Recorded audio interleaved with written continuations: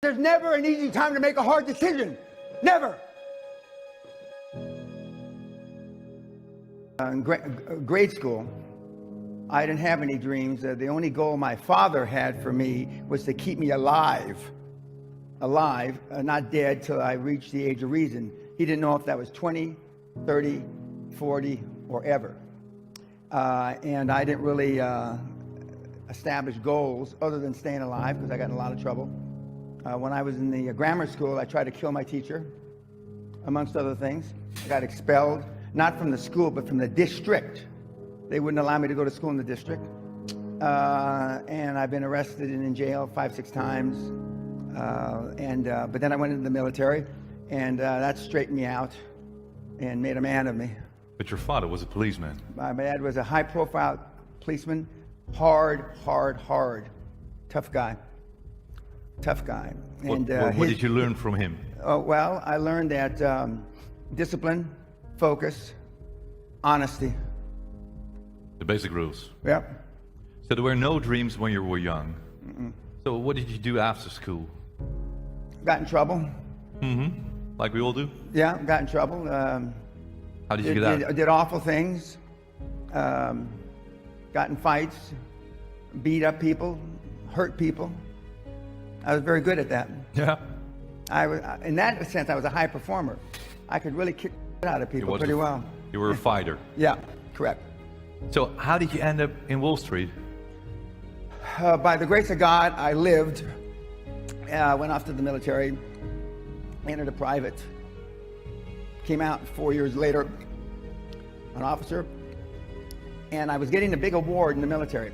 And there was a 2-star general that was pinning something on my chest, and he said, you know, if you were in the real world, Danny, that's what they used to call me, I was a lieutenant, you could probably get rich.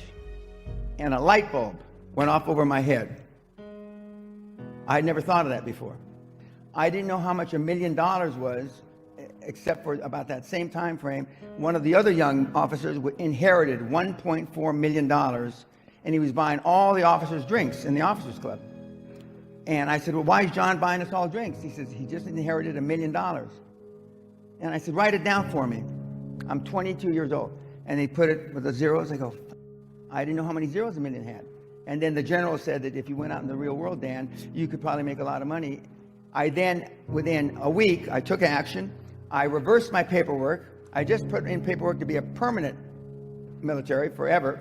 And I reversed it to get out. And I got out 5-6 months later. I came back, went back to school where I had to get special permission because I had flunked out 3 times out of university. And then I graduated ultimately with honors. And I wanted to go where the action was. And the action in those days, and this was in 1972, was on Wall Street. But most of you don't have, and I say generally speaking, most of you don't have faith in yourselves because you got low self-esteem, no self-confidence. You look like you dress like and you blame it on the 21st century, the reason why you dress the way you do. 25 years ago, if you come to a seminar like this, you'd all be wearing suit and tie. 40 years ago, the women would be wearing hats.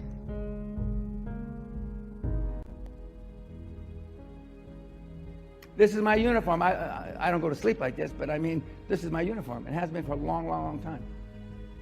Dress, if you want to get money from banks, dress like the president of your country. Unless you're from Pakistan or India or something, dress like the president or the prime minister of your country.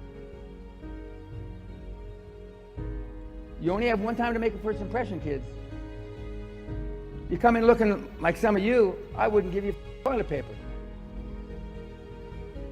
Most of you, I'd be embarrassed the way you're dressed. But from a guy, I was a barrio bad boy in the barrio of East Los Angeles to the Guthrie. That's a big leap. That's a big. It doesn't. I can't imagine. Well, came close last year. I was honored by the Queen of England. I am now, as they call, a member of St. John. A member of St. John, which is just below. Thank you. And it's a derivative of the Templar, the people that supposedly took Christ's body, and you know, the Knights of the Templar. That's what it's a derivative of. But for a kid in East LA who almost killed his teacher. Now, was I thinking about killing the teacher? No. I was up on you'd call it the second floor with an aquarium, and I looked down at the teacher, and the teacher had pissed me off. And back in those days, I wasn't the kind of guy you'd want to piss off. So I dropped the aquarium. It weighed 45 pounds. By the grace of God, Allah, Buddha, he moved. And it didn't hit him in the head, it hit him in the shoulder and crushed his shoulder, right clavicle. If that had killed him back in the mid-50s, I wouldn't be sitting here. The Queen wouldn't have given me anything, not even a postage stamp, and I wouldn't be living in a castle because I would have spent a majority of my adult life in prison. But he lived by some... How did your father respond? He beat me to within an inch of my life. Did you ever beat him back?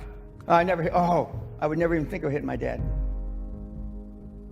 My dad had a 56-inch chest, a 28-inch waist, and 18-inch biceps, and he never lifted weights. For you six-packers out there, never lifted weights. He was an all-American gymnast in high school.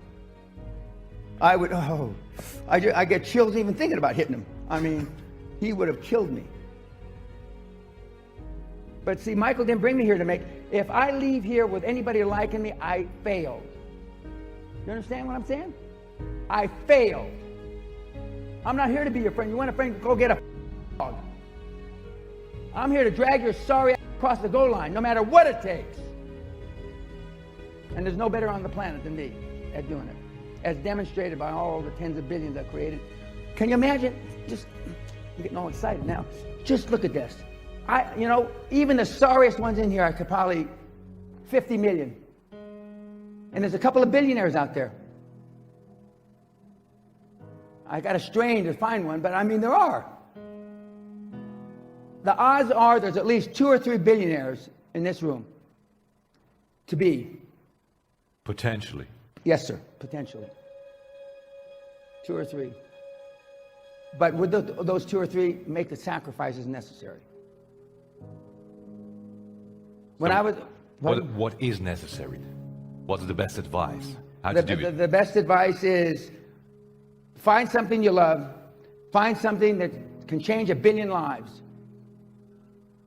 Zuckerberg is a classic example. He changed more than 1 billion lives.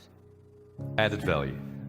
Correct. Added value, change, you make 1 billion lives better, potentially. You may not get to 1 billion people, but potentially you can make 1 billion lives better, and the odds have just gone geometrically up for you to become a billionaire. And if not a billionaire, a whole bunch of money.